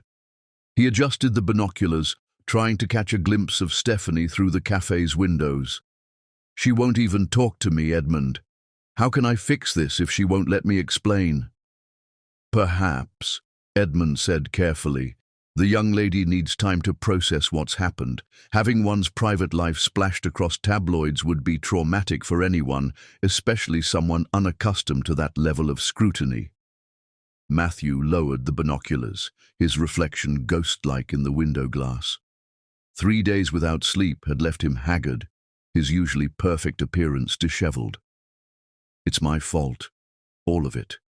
I should have told her the truth from the beginning. Sir, if I may, your family orchestrated this media attention. The photographs, the fake business alliance letter, even the reporters showing up at precisely the right moment. This isn't coincidence or bad luck." Matthew's jaw tightened. He'd suspected as much, but hearing it confirmed made his fury burn even hotter. "Have you found proof?" "I've found connections," Edmund said diplomatically. "The photographer who took the balcony pictures has done work for several society magazines that your stepmother has considerable influence with. The Arts District Business Improvement Alliance was incorporated 3 days ago by a law firm that handles the Ryan Foundation's legal matters." "Enough proof to confront them?" Edmund's expression was troubled. "Sir, confronting your family now might make things worse for Miss Stephanie. They're holding all the cards at the moment." Matthew turned away from the window, rage and helplessness warring in his chest. "Then what do you suggest I do? Let them destroy the woman I love while I stand by and watch?" "I suggest," Edmund said quietly, "that you consider making a strategic retreat. Give Miss Stephanie space to deal with this crisis without the additional burden of managing your family's expectations. Show your love by stepping back, not charging forward." The suggestion felt like surrender, but Matthew could see the wisdom in it. Every attempt he'd made to reach Stephanie had only brought more attention, more scrutiny. His presence in her life had become toxic, no matter how pure his intentions. His phone buzzed with an incoming call, and his stepmother's name flashed on the screen. Matthew had been ignoring Cordelia's calls for days, but something about the timing made him answer. "Matthew, darling." Cordelia's voice was syrupy with false concern. "I hope you're feeling better after your recent difficulties." "Cut the act, Cordelia. We both know you orchestrated this entire nightmare." "Such accusations," she tisked. "I'm simply calling to extend an invitation. Lady Catherine Pemberton is hosting a charity luncheon tomorrow at the Riverside Club. Very intimate, very tasteful. It would be an excellent opportunity for you to remind society that you're still a Ryan, despite recent associations. I'm not interested in your social rehabilitation tour." "Matthew," Cordelia's voice hardened, "this media attention is damaging the entire family's reputation. Octavius's business partnerships are suffering. My foundation work is being questioned. Your grandfather's legacy is being tarnished by tabloid headlines about his heir's inappropriate romantic choices." "Good," Matthew said viciously. "Maybe it's time people knew what this family really stands for. Don't be naive. You can rage against the family all you want, but ultimately you'll come crawling back. You always do. And when you do, I want to be able to tell our friends and business partners that this was simply a temporary lapse in judgment, not a fundamental character flaw." Matthew was about to hang up when Cordelia played her ace. "Of course, if you prefer to continue this rebellion, I'm sure Miss Catley won't mind the ongoing attention. I hear the health department is planning another inspection of her cafe tomorrow. Such a shame if they found violations that required immediate closure pending a full review." The threat was clear, and Matthew felt something cold settle in his stomach. You wouldn't I? Matthew, darling, you seem to forget that I've been playing this game much longer than you have. Miss Catley's little cafe exists at my sufferance, not as a matter of right." Matthew closed his eyes, seeing the trap his stepmother had so carefully constructed. Every move he made to protect Stephanie only gave his family more ammunition to use against her. The only way to keep her safe was to give them what they wanted, his public surrender. "One lunch," he said finally, "but I won't pretend to be interested in Catherine or anyone else you've selected for me." "Oh, darling, I'm not asking you to pretend anything. Just be yourself, charming, educated, appropriate. Let people see that you remember who you are and where you belong." The call ended, leaving Matthew staring at his reflection in the darkened phone screen. Edmund was watching him with concern, clearly having overheard enough to understand what had just happened. "Sir, you don't have to do this. There are other ways to protect Miss Stephanie." "Are there?" Matthew laughed bitterly. "My family has unlimited resources, unlimited influence, and absolutely no conscience. The only weapon I have against them is my cooperation." The charity luncheon was everything Matthew had expected and despised. 200 of society's elite gathered to congratulate themselves on their charitable contributions while drinking champagne that cost more than most people made in a month. He moved through the crowd like a sleepwalker, accepting condolences about his recent difficulties and deflecting questions about his future plans. Lady Catherine Pemberton was beautiful in the way that only serious money and careful breeding could achieve. Tall, blonde, impeccably educated, and completely bloodless. She spoke knowledgeably about art and politics, shared amusing anecdotes about mutual acquaintances, and made it clear that she found Matthew attractive despite his recent indiscretions. Under any other circumstances, Matthew might have found her pleasant enough company. Instead, he found himself comparing everything about her to Stephanie, her perfectly modulated voice to Stephanie's warm laughter, her careful conversation to Stephanie's passionate opinions, her designer gown to the simple sundress Stephanie had worn on their first real date. "You seem distracted," Catherine observed, as they sat at the head table, picking at their artfully arranged salads. "I hope the recent media attention hasn't been too difficult." "It's been educational," Matthew said carefully. Catherine lowered her voice conspiratorially. "Between us, I think you handled it all quite well. Everyone has youthful indiscretions, and you're hardly the first man to be taken in by an ambitious social climber." The casual cruelty of the assessment hit Matthew like a physical blow. "Stephanie isn't a social climber." "Of course not," Catherine said quickly, clearly realizing she'd overstepped. "I simply meant that people will understand if you were misled about someone's intentions. It happens to the best of us." Matthew opened his mouth to defend Stephanie more forcefully, but caught sight of his stepmother watching them from across the room. Cordelia's smile was victorious, satisfied, and Matthew realized with growing horror that he was playing directly into her hands. The trap had been perfectly constructed. By appearing publicly with Catherine, by allowing people to assume he was moving on from his relationship with Stephanie, he was inadvertently validating every cruel assumption about his motives. The society photographers capturing their conversation would create exactly the narrative his family wanted, that Matthew had recognized his mistake and returned to his proper social circle. "Excuse me," he said abruptly, standing so quickly that his chair scraped against the floor. "Matthew!" Catherine looked puzzled. "Where are you going?" "I need some air." Matthew escaped to the club's terrace, where the October wind cut through his suit jacket like a blade. Below, the city spread out in all directions, and somewhere in that maze of lights and shadows, Stephanie was probably wondering if everything they'd shared had been a lie. His phone buzzed with a text from Edmund. "Sir, you should see the evening news." With growing dread, Matthew opened his browser and searched for his own name. The headlines made his blood freeze. Lord Ryan steps out with Lady Catherine. From cafe to country club, Baron's new romance. Matthew Ryan moves on from barista scandal. The photographs told the story his family had wanted.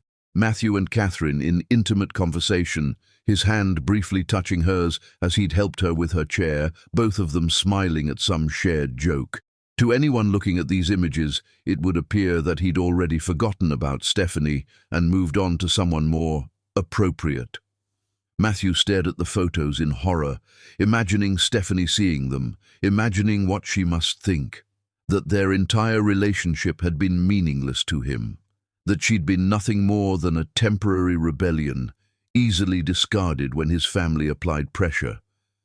He tried calling her immediately, but her phone went straight to voicemail. He tried texting, but the messages showed as undelivered. It was as if she'd disappeared entirely, erasing herself from his life as thoroughly as his family had wished. "Sir?" Edmund appeared on the terrace, his expression grim. "I've been monitoring the situation. Miss Stephanie closed the cafe early today and hasn't been seen since. Her neighbors report that she's been packing boxes." "She's leaving," Matthew said numbly. "It appears so, sir." Matthew gripped the terrace railing, his knuckles white with pressure. In trying to protect Stephanie, he'd given her the final proof she needed that he was exactly what his family had always claimed, a privileged man who played with people's hearts for sport. The worst part was that from her perspective, the evidence was overwhelming. He'd lied about his identity, his family had destroyed her reputation, and now he was publicly moving on with someone from his own social class. What conclusion could she possibly draw except that none of it had ever been real? Thunder rumbled in the distance, and Matthew felt the first drops of rain against his face. Somewhere in the city below, the woman he loved was packing her life into boxes, preparing to disappear forever because his love had become indistinguishable from cruelty. He'd lost her. Despite all his wealth and privilege and supposed power, he'd lost the only thing that had ever truly mattered to him, and this time he wasn't sure love would be enough to win her back. Chapter 8. Truth and Consequences. Sometimes the truth arrives too late to prevent heartbreak, but just in time to prevent a lifetime of regrets. The moving boxes sat stacked in Stephanie's temporary apartment, like tombstones marking the death of her old life. The insurance company had found a furnished place for her while investigating the electrical fire that had destroyed Café Luna, though both she and Matthew knew the truth would never officially see daylight. The Ryan family's influence reached too deep into the city's infrastructure for real justice through conventional channels. She'd spent 3 days in this sterile space, jumping at every sound, checking locks obsessively, and wondering if Helen Morrison's people were watching from the building across the street. The attempted murder had shattered her sense of safety in a way that no amount of Matthew's security could fully restore. The knock at her door was so soft she almost missed it, but the familiar cadence, 3 gentle raps, pause 2 more, told her it was Edmund even before she checked the peephole. "Miss Catley?" His voice carried the same elderly refinement as always, but there was something different underneath, a urgency she'd never heard before. "My name is Edmund Hartwell. We've met briefly, but I have something to tell you. Something that changes everything." Despite her better judgment, Stephanie found herself opening the door. Edmund stepped inside with his usual old-fashioned courtesy, but his typically perfect composure was cracked around the edges. His silver hair was slightly disheveled, his usually immaculate suit wrinkled as if he'd been up all night. "How is he?" she asked immediately. "Matthew." After the withdrawal they forced on him. "Recovering," Edmund said quietly. "Physically, at least. Emotionally." He shook his head. "He blames himself for what happened to you, for your cafe. He's barely eating, barely sleeping, talking about giving up his inheritance entirely if it will keep you safe." Stephanie's heart clenched. That's exactly what they want. Which is why I'm here. Edmund set down a worn leather satchel, his movements careful and deliberate. There are truths that have been buried for 34 years, Miss Catley. Truths that could change the balance of power in the Ryan family forever. Something in his tone made Stephanie sink into the nearest chair. What kind of truths? Edmund was quiet for a long moment, staring at his hands with an expression she couldn't read. When he looked up, his eyes held a pain so deep it took her breath away. Lord Matthew is not just my employer, Miss Catley. He's my son. The words hung in the air like a thunderclap. Stephanie stared at Edmund, certain she'd misheard. What did you say? Matthew Ryan is my biological son, Edmund repeated, his voice steady despite the tremor in his hands. I am his father. That's impossible. Stephanie's mind reeled, trying to process the implications. He said his father died 5 years ago. Car accident. Charles Ryan died in a car accident 5 years ago, Edmund confirmed. But Charles Ryan was not Matthew's biological father. I am. The room seemed to tilt sideways. But how? Why? Edmund opened the leather satchel and withdrew a manila folder thick with documents. In 1989, I was working as a security consultant for Ryan Industries. Catherine Ryan, Matthew's mother, was married to Charles, but it was a loveless arrangement, a merger of two wealthy families with no real affection between them. He handed Stephanie a photograph. A young black man in an expensive suit standing beside a beautiful white woman with Matthew's same storm-grey eyes. They were looking at each other with unmistakable love. Catherine and I fell in love, Edmund continued, his voice growing softer. We tried to fight it, tried to maintain proper boundaries, but... He shrugged helplessly. Love doesn't recognize social barriers, does it? But Matthew doesn't know. Edmund's laugh was bitter. No one knows. When Catherine became pregnant, we both knew the truth would destroy her marriage, her social position, her family's business connections. A white heiress having an affair with her black employee in 1989, it would have been scandalous beyond repair. Stephanie stared at the photograph, seeing Matthew's features in both faces now that she knew what to look for. The strong jawline from his father, the expressive eyes from his mother, the quiet dignity that Edmund carried like a birthright. So she stayed with Charles? Charles was traveling extensively that year. Catherine told him the child was his, conceived during one of his brief visits home. He never questioned it. Why would he? He had no reason to doubt his wife's fidelity. And you just accepted being shut out of your son's life? Edmund's composure finally cracked, and Stephanie saw the decades of suppressed pain flash across his face. I didn't have a choice. Catherine begged me to stay, to help raise him from the shadows. She arranged for me to be hired as the family's head of security, then later as Matthew's personal assistant. It was the only way I could be part of his life. The full scope of the sacrifice hit Stephanie like a physical blow. 34 years. You've been watching your son grow up, unable to claim him, unable to tell him who you really are. Watching him become a remarkable man despite his family's influence, not because of it, Edmund said with fierce pride. Watching him struggle with loneliness and addiction and family pressure, knowing I could help him if he only knew the truth about who he is. Why didn't you ever tell him? Because Catherine made me promise. On her deathbed, she made me swear I would never reveal the truth unless Matthew's life was in genuine danger. Edmund's voice grew hard. Well, Miss Catley, watching the woman he loves nearly burn to death in an orchestrated fire qualifies as genuine danger in my book. Stephanie looked through the documents Edmund had brought. DNA tests from when Matthew was a child, blood type comparisons, medical records that would prove paternity beyond any doubt. Everything needed to turn the Ryan family's world upside down. Lady Cordelia doesn't know. Lady Cordelia suspects, Edmund said grimly.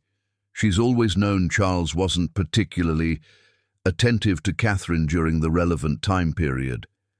I think she's suspected for years that Matthew isn't really Charles's son, but she could never prove it. And as long as Matthew remained under family control, it didn't matter. But if this came out now, it would destroy her plans completely, Edmund finished. Matthew's inheritance is tied to being Charles Ryan's legitimate heir. If it became public knowledge that he's actually the son of a black security consultant, the legal challenges alone would tie up the estate for years. And the scandal, he smiled grimly. The scandal would destroy Lady Cordelia's social standing permanently. Stephanie stared at the evidence spread across her coffee table, 34 years of suppressed truth that could change everything. You're planning to use this to stop them? I'm planning to save my son, Edmund corrected. And the woman who makes him happier than I've seen him since he was a child. Lady Cordelia wants a war. She'll get one. But she's about to discover she's been fighting the wrong enemy all along. What happens to you when this comes out? Your reputation, your career. Edmund's smile was serene, peaceful in a way Stephanie had never seen before. Miss Catley, I've spent 34 years pretending to be a servant in my own son's life. I've watched him suffer, watched him struggle with addiction and family manipulation, watched him believe he was unloved and unwanted. Do you really think I care about my reputation more than his happiness? He's going to be devastated, Stephanie said quietly, learning that his entire life has been built on a lie.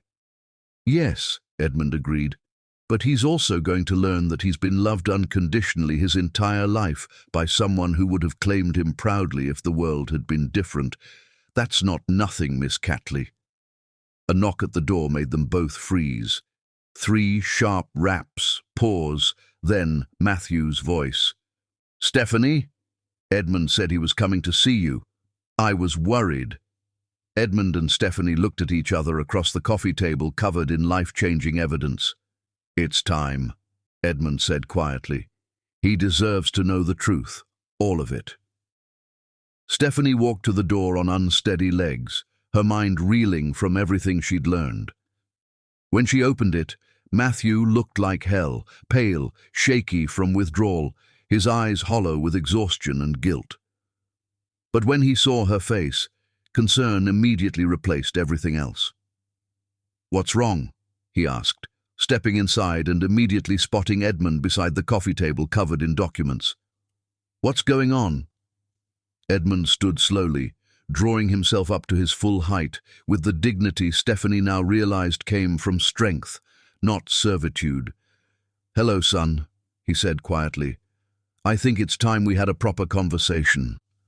Matthew froze, the words hanging in the air between them like a revelation that would change everything forever. The war with the Ryan family was about to become very personal indeed. Chapter 9. The Battle for Love. Courage is not the absence of fear. It's deciding that something else matters more than your terror. The morning of the legal hearing that would determine Matthew's fitness to inherit the Ryan estate dawned grey and bitter, with winds that cut through even the thickest coats. Stephanie stood outside the imposing granite courthouse, clutching a folder of documents and trying to find the courage she'd felt so certain of the night before. She'd spent hours after Edmund's visit researching the Ryan family's legal history, their business practices, their charitable foundation's actual impact versus their public claims. What she'd found had turned her stomach. A pattern of calculated cruelty disguised as philanthropy, tax evasion dressed up as charitable giving, and decades of using legal intimidation to silence anyone who threatened their interests. But she'd also found something else. Records of Matthew's actual charitable work, done quietly and without fanfare. Scholarships for underprivileged students that he'd funded personally. Small businesses he'd helped save through anonymous loans. Community centers that had received mysterious donations when they faced closure. The man she'd fallen in love with wasn't just real, he was exactly who she'd thought he was beneath all the lies his family had forced him to tell. "Miss Catley?" A familiar voice made her turn. Tom from the bookstore stood behind her, looking uncomfortable but determined. Behind him were Sarah from the pottery studio, Mrs. Patterson from the flower shop, and nearly a dozen other business owners from the arts district. "Tom." Stephanie was too surprised to hide her confusion. "What are you doing here?" "We came to testify," Tom said simply, "about what really happened in our neighborhood and who was actually responsible." "But I thought—" "The letters, the community pressure."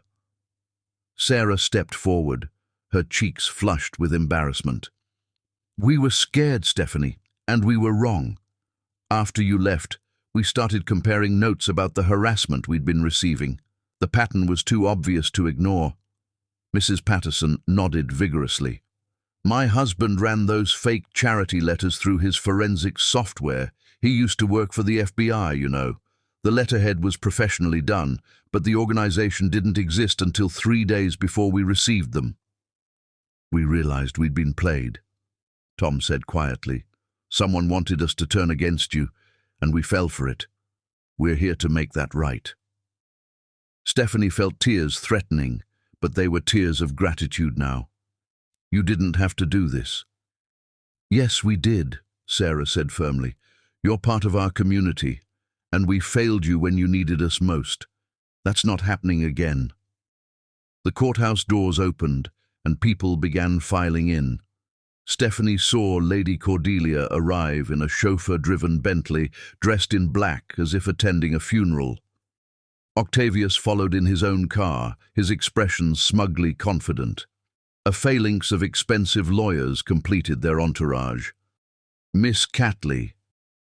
Edmund appeared at her elbow, his face grave with concern. "Are you certain you want to do this? Lady Cordelia's attorneys will be ruthless." "I'm certain." Stephanie's voice was steadier than she felt.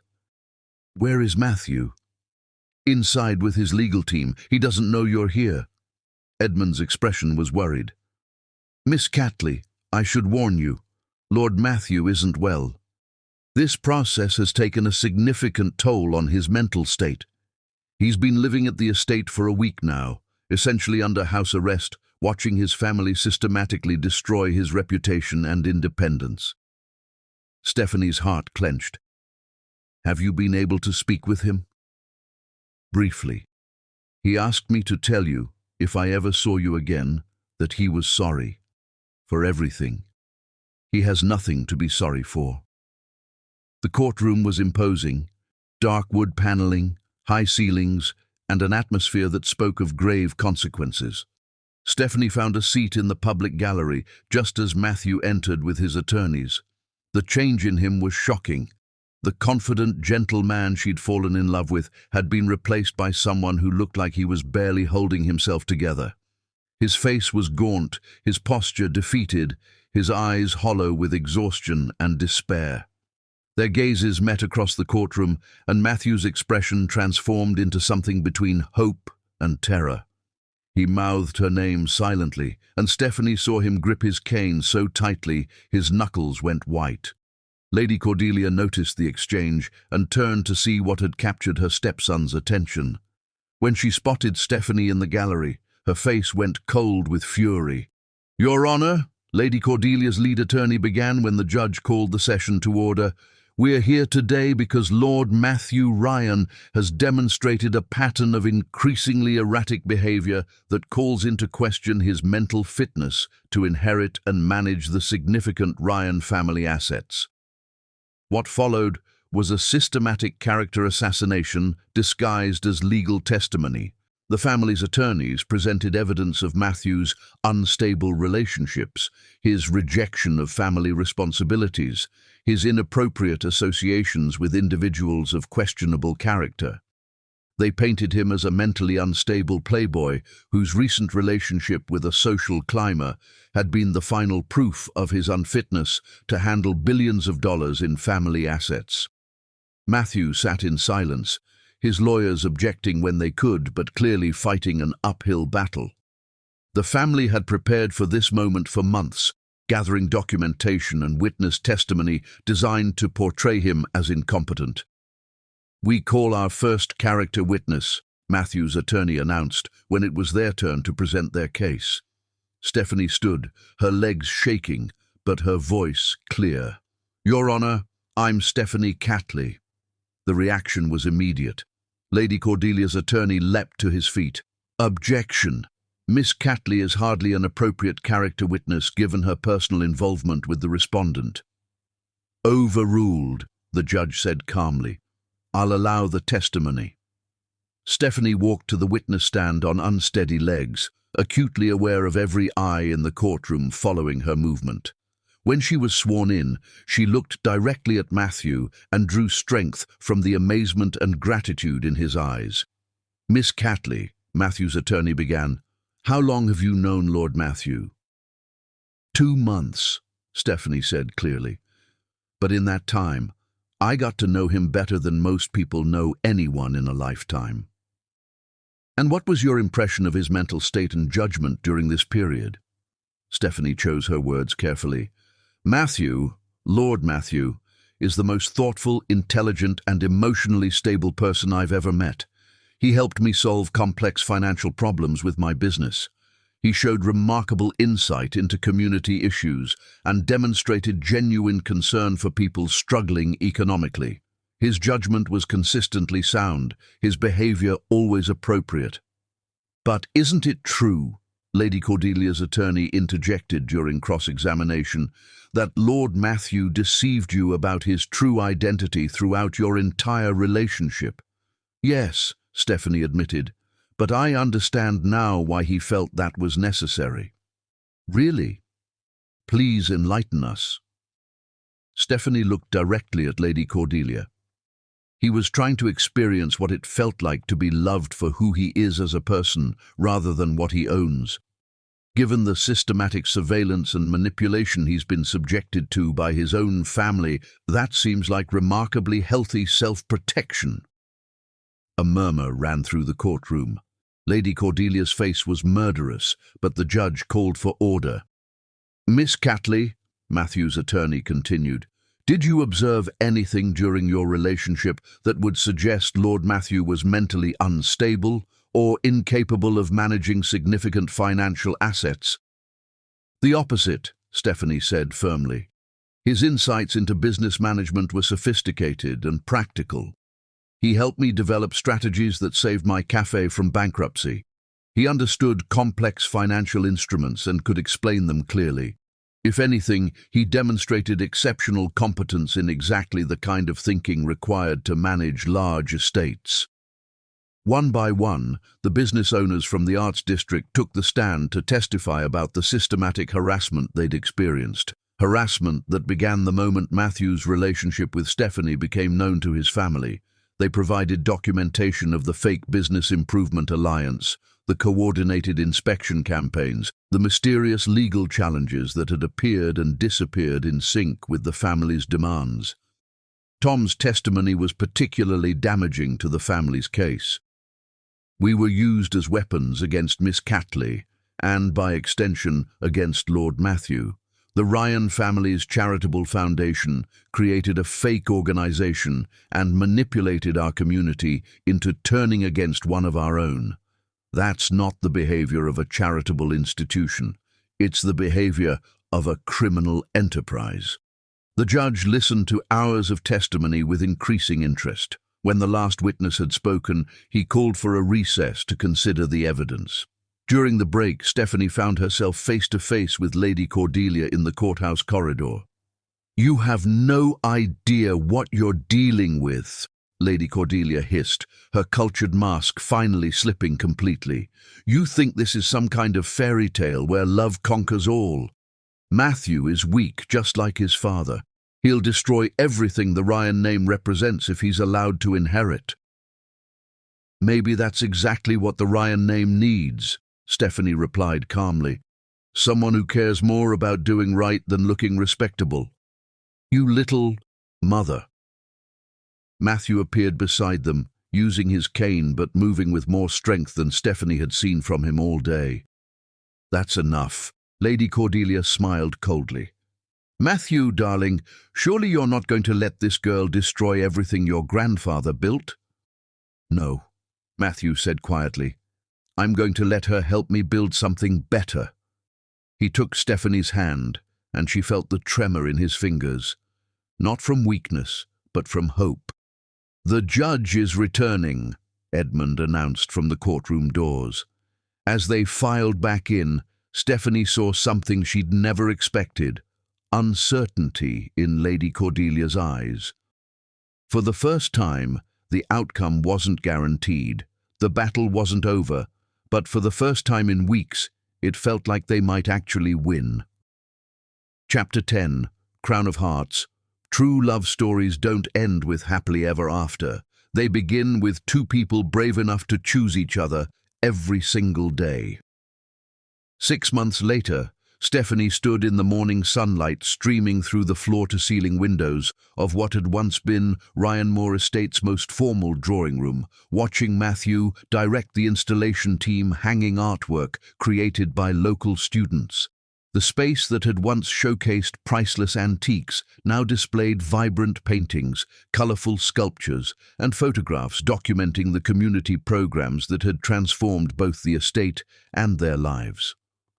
The portrait of great-grandfather Horatio is spinning in his grave, Matthew observed with satisfaction as workers carefully positioned a mural depicting children from the arts district learning about urban gardening in what used to be Lady Cordelia's prized rose garden.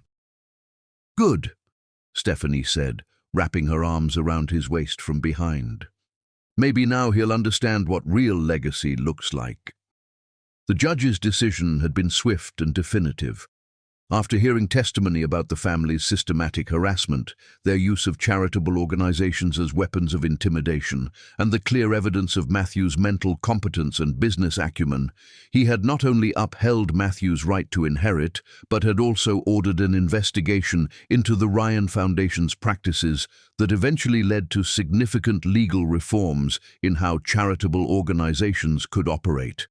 Lady Cordelia and Octavius had been stripped of their positions within the family's business empire and had relocated to a family property in Switzerland, where they could nurse their grievances in expensive exile. The last Stephanie had heard, they were attempting to establish themselves in European high society, where American scandals carried less weight. "The afternoon session starts in 20 minutes, Edmund announced, appearing in the doorway with his usual perfect timing. At 74, he showed no signs of slowing down, though his role had evolved from butler to chief operations officer of the Matthew Ryan Community Foundation. "The scholarship recipients are arriving now." Stephanie smiled, remembering her nervousness before the first scholarship ceremony 3 months ago. Matthew had insisted that she co-chair the foundation, arguing that her understanding of community needs was essential to their mission. She'd been terrified of speaking to rooms full of wealthy donors, but Matthew's quiet confidence in her abilities had given her strength. "How many today?" Matthew asked, straightening his tie with the same careful attention he'd once used to disguise his identity. 37, Edmund reported, including 5 from the arts district, 12 from immigrant families, and 8 who are the first in their families to attend university. The numbers represented lives changed, dreams made possible, futures secured. Every scholarship was funded personally by Matthew, who had discovered that giving away his inherited wealth brought him more joy than he'd ever found in accumulating it. They walked together through the estate's transformed corridors, past rooms that had been converted into tutoring centers, art studios, and meeting spaces for community organizations. The grand ballroom now served as an event space for neighborhood celebrations, and the formal dining room had become a commercial kitchen where local entrepreneurs could develop their catering businesses. "Remember when you were afraid I'd be overwhelmed by all this wealth and privilege?" Stephanie teased as they entered what had once been Lady Cordelia's private sitting room and was now Stephanie's office for managing the expanded Café Luna network. "I was an idiot," Matthew admitted readily. I thought you'd be intimidated by the money. Instead, you've taught me what to do with it." Café Luna had grown from a single neighborhood spot to 5 locations throughout the city, each one embedded in its community and designed to serve as both gathering place and economic catalyst.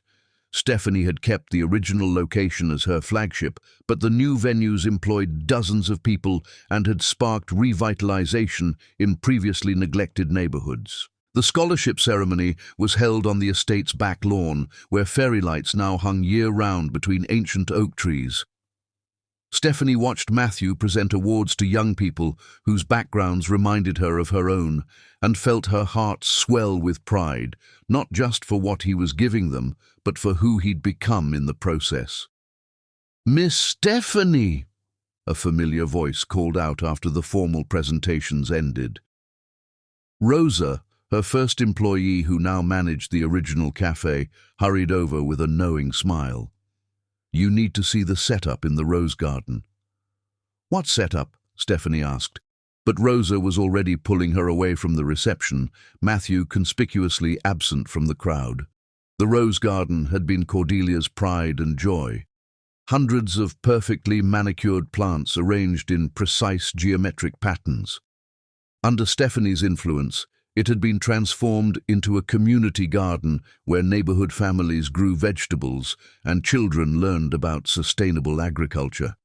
But tonight, the utilitarian space had been transformed yet again. Thousands of tiny lights draped between the fruit trees, creating a canopy of stars above paths lined with luminarias. The community garden's raised beds had been decorated with flowers, and a small platform had been constructed where the old fountain used to be. Matthew stood in the center of it all, his formal tuxedo replaced by the simple dark jeans and sweater she remembered from their first days together. He was holding his cane in one hand and a small velvet box in the other, his storm-grey eyes bright with nervous hope. "Stephanie," he said as she approached, his voice carrying the same gentle sincerity that had first captured her heart. "6 months ago, I thought I'd lost you forever because I'd been too much of a coward to tell you the truth about who I was. But the truth is, I never knew who I was until I met you." Stephanie felt tears starting, the good kind this time, the kind that came from joy too big to contain.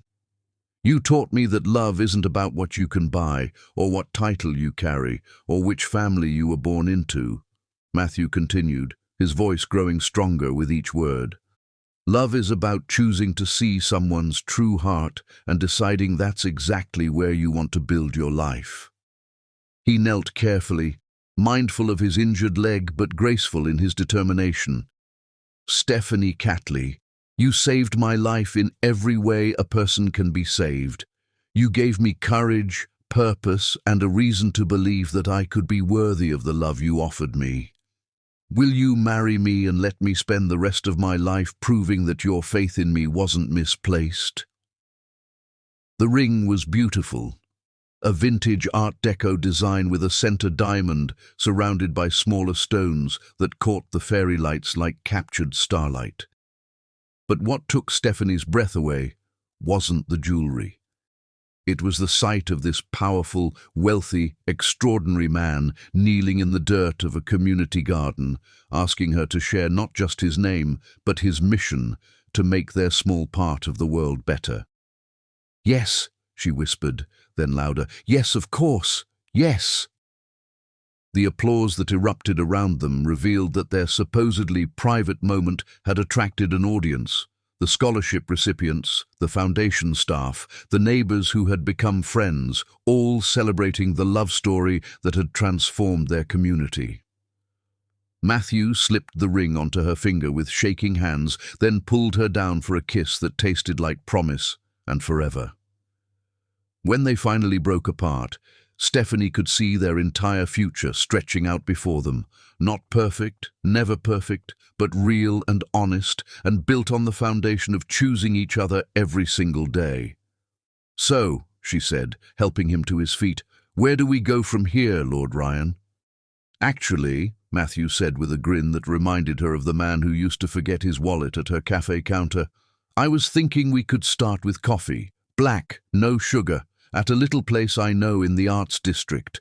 Stephanie laughed, the sound carrying across the garden and mixing with the music and conversation of their impromptu engagement party. "I think I know the place. Fair warning, though, the owner has a tendency to fall for mysterious customers." "Perfect," Matthew said, pulling her close, "because this mysterious customer plans to keep coming back every day for the rest of his life." As they walked back toward the celebration, hand in hand, Stephanie realized that every painful moment of the past 6 months had been worth it to reach this perfect evening. They'd fought for their love against impossible odds, and won not just each other, but the chance to use their story to lift others up. The fairy lights twinkled overhead like earthbound stars, and somewhere in the distance she could hear the sound of laughter and music drifting from the estate that had become a symbol of hope rather than exclusion.